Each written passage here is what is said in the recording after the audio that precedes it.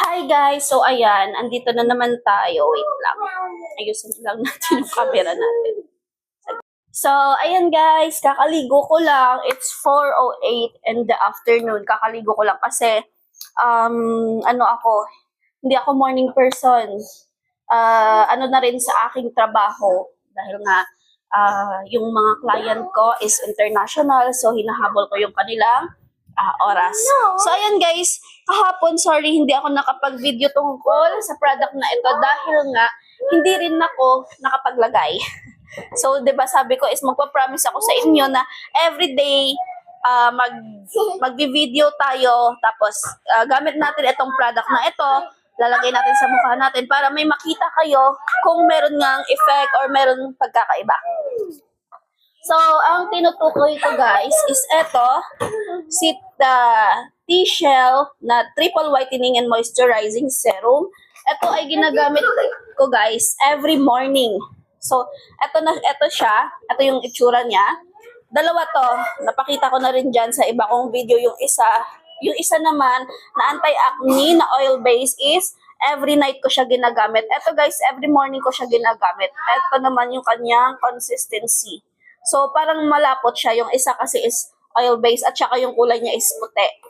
So, yan. Ngayon is third ano na natin. Dapat fourth day na. Kaso nag-skip nga ako kahapon. Hindi ako nakapaglagay. At nakalimutan ko rin maglagay.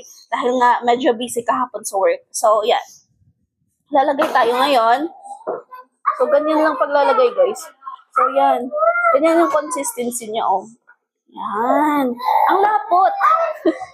Ang lapot siya. Oh, alam ko na yung iniisip niyo dyan. Iniisip ng iba dyan. Oh, di ba? Oh, in fairness. Yan. Yan, gaganyan niyo lang sa pagmumukha niya. At saka guys, ang ganda kasi kahit naliligo ako. May mirror kasi kami sa may mirror kami sa banyo. Pag naliligo kasi ako guys, nakikita ko yung face ko. Iba talaga. Kaya ito lang naman yung ginagamit ko. So, iba talaga. May effect talaga siya guys. Nakikitaan ko talaga siya ng effect. Yan. And syempre, maglalagay rin tayo sa ating neck. Kasi, 'di ba? Ano nga siya?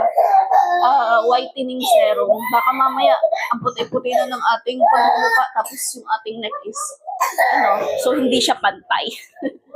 So kailangan pantayin natin. So ganyan lang yung paglalagay nito, guys.